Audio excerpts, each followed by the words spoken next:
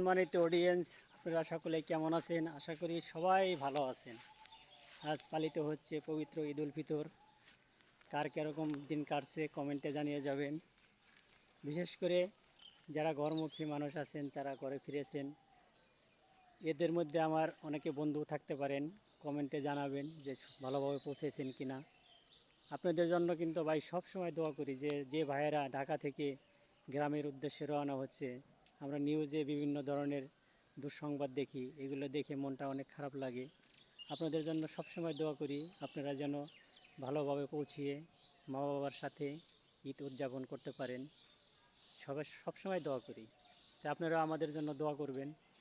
যদিও আমরা এলাকারই, কোথাও যেতে হয় না ঈদ করার জন্য, কিন্তু তারপরেও আমার যে ব্যক্তিগত বিষয়টা সেটি হলো আমার সব কিছু মানবতার জন্য আমার সবসময় মনটা কাঁদে।